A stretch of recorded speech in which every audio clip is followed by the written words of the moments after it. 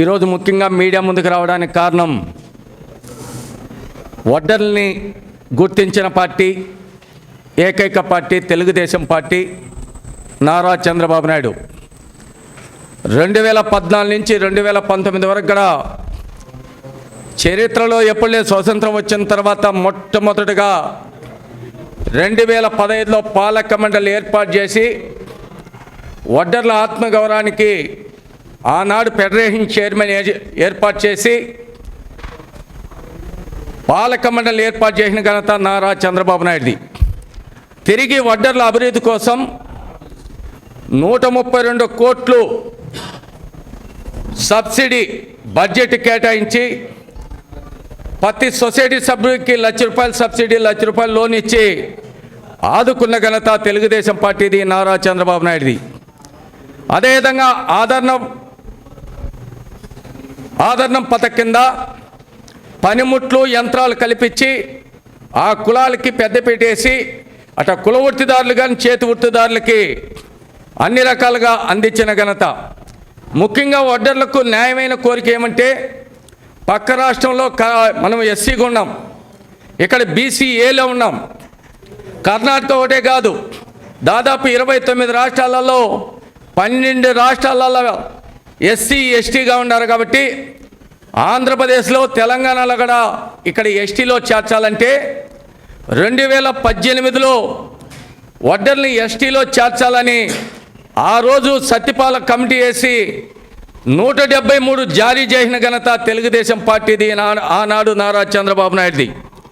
అంతేకాకుండా వడ్డర్ల మీద జరిగే దాడుల్ని అరికట్టాలని జిల్లా వెల్ఫేర్ కమిటీ వేసి కూడా దానికి కలెక్టర్ గారు చైర్మన్, మిగతా అన్ని శాఖలు కూడా దాంట్లో నెంబర్లన్నీ కూడా ఆనాడు తెలుగుదేశం పార్టీ. అంతేకాకుండా ఫెడరేషన్ని కార్పొరేషన్ చేసి ఆ కులాలకు పెద్దపీట వేసిన ఘనత తెలుగుదేశం పార్టీది.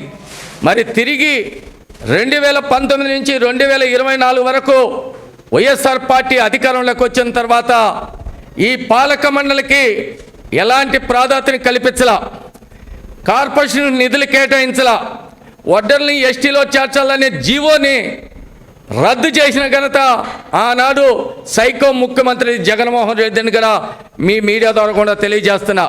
మరి అదేవిధంగా ఏదైతే వెల్ఫేర్ కమిటీని దాన్ని అక్కడ తొంగలో దొక్కేసినారు. నిధులు లేదు, నియామకాలు లేవు, కేవలం మాటలకే పరిమితం అవుతూ ఇచ్చిన వడ్డర్లకు కొండ క్వారీల జీవోని కూడా రద్దు చేస్తే తిరిగి వడ్డీ ఓబన్న స్వతంత్రం కోసం పోరాడిన వ్యక్తి, ప్రపంచ దేశాలకు కూడా ఉయ్యాలవాడ నరసింహారెడ్డికి ధీటుగా ఆనాడు నల్లదొరల్ని తరిమి కొట్టి ఆ రోజు రైతులకు నిలబడిన వ్యక్తి, వడ్డీ ఓబన్న జయంతిని ప్రభుత్వమే జరపాలంటే జగన్మోహన్ రెడ్డి గారు నిరాయించాడు. అది వడ్డీ ఓబన్న జయంతిని జరపడానికి లేదని ఆ రోజు జగన్మోహన్ రెడ్డి చెప్తే తిరిగి 2024లో కూటమి ప్రభుత్వం అధికారంలోకి వస్తానే స్వతంత్రం కోసం పోరాడిన వ్యక్తి వడ్డీ ఓబన్న జయంతిని ప్రభుత్వమే జరుపుతుందని 2025 మరి జనవరి 8వ తారీఖు జీవో ఇచ్చి జనవరి 11వ తారీఖు జయంతి జరిపిన ఘనత కూటమి ప్రభుత్వంది, నారా చంద్రబాబు నాయుడుది. మరి పవన్ కళ్యాణ్ దాన్ని కూడా మీడియా ద్వారా కూడా తెలియజేస్తున్నా.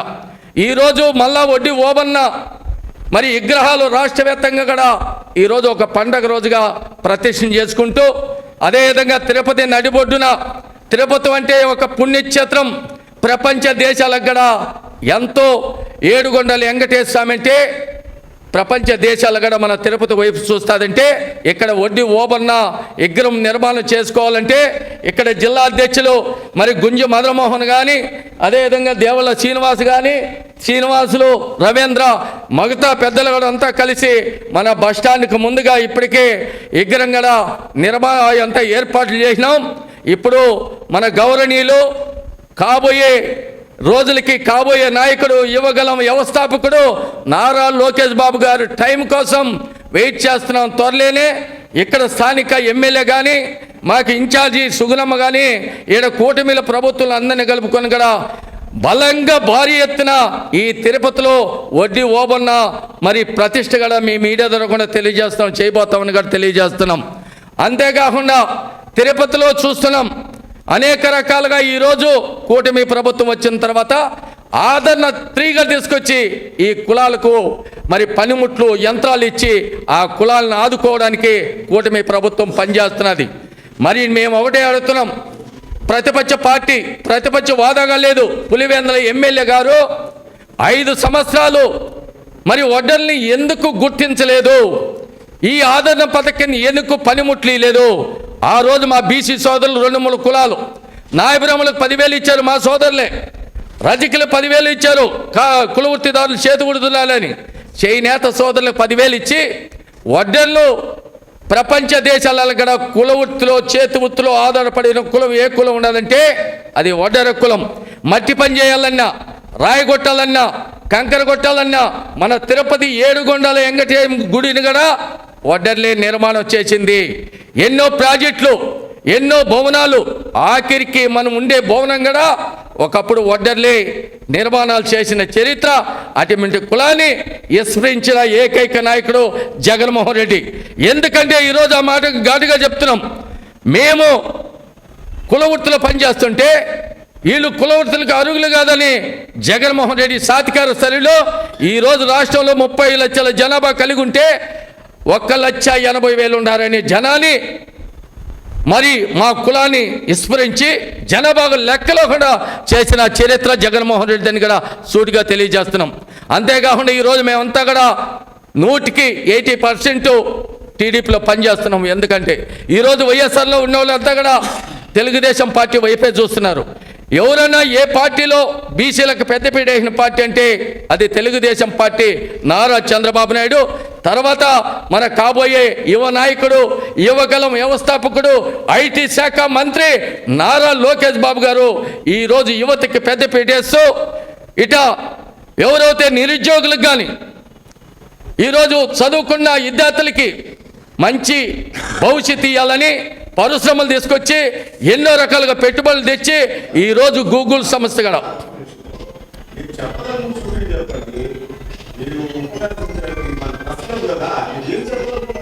అందుకనే దయచేసి ఓకే. ఇప్పుడు మా దాంట్లో ఎంతోమంది చదువుకొని నిరుద్యోగులుగా మిగిలిపోతున్నారండి. ఈరోజు మా వాళ్ళు అంతో ఎంతో చదువుకుంటే ఈరోజు దాదాపు ఒక 5% అన్న ఉద్యోగాలతో పనిచేస్తున్నారని కూడా తెలియజేస్తూ మీరు కూడా మీడియా మాకు ఈరోజు సహకరిస్తున్నది.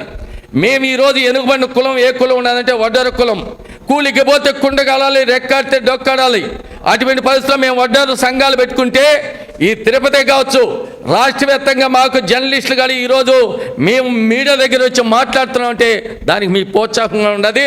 మేము మీకు ధన్యవాదాలుగా తెలియజేస్తున్నాం. మేము త్వరలోనే రాష్ట్ర వ్యాప్తంగా నేను కూడా పర్యటిస్తున్నా. వడ్డీ ఓబన్న విగ్రహాలు రాష్ట్ర వ్యాప్తంగా ఏర్పాటు చేస్తున్నాం. త్వరలోనే తిరుపతిలో నేను ఇంతకుముందుగా చెప్పాను, ఇప్పుడు చెప్తున్నా, లోకల్ ఉన్న వాళ్ళందరినీ కూడా కలుపుకొని మా సంఘం ఆధ్వర్యంలో మరి గౌరవనీయులు బీసీ సంక్షేమ శాఖ మంత్రివర్యులు మరి సవితమ్మ గారి అక్కడ సూచన మేరకు మన యువగలం వ్యవస్థాపకుడిని ఆహ్వానించి తిరుపతిలో కని ఎరిగిన రీతిలో వడ్డీ ఓబన్న విగ్రహం ప్రతిష్ఠ చేస్తామని కూడా మీడియా ద్వారా తెలియజేస్తుంది. అవకాశం ఇవ్వాలని కూడా ప్రభుత్వం దృష్టికి తీసుకోమన్నాం. ఉన్నత కార్పొరేషన్లలో కూడా అవకాశం ఇవ్వమని చెప్పాం. మొన్న గౌరవ ముఖ్యమంత్రి గారిని మొన్న 12వ తారీఖు కూడా కలిసాం. రాష్ట్ర వ్యాప్తంగా కూడా ఆయన కూడా స్థానుకూలంగా స్పందించి మీకు ఖచ్చితంగా రాబోయే ఎమ్మెల్సీలలో అవకాశం కల్పిస్తూ ఉన్నారు. రాజ్యసభలో కూడా ఒకటి అవకాశం కల్పిస్తానని చెప్పారు. ఉన్నత కార్పొరేషన్లలో కూడా రాబోయే స్థానిక సమస్య ఎన్నికల్లో కూడా బీసీ దామాజ ప్రకారం కూడా మీ వడ్డర కులానికి న్యాయం చేస్తామని కూడా మరి హామీ ఇచ్చారని ఆయనకు ప్రత్యేకంగా ధన్యవాదాలు తెలియజేస్తుంది.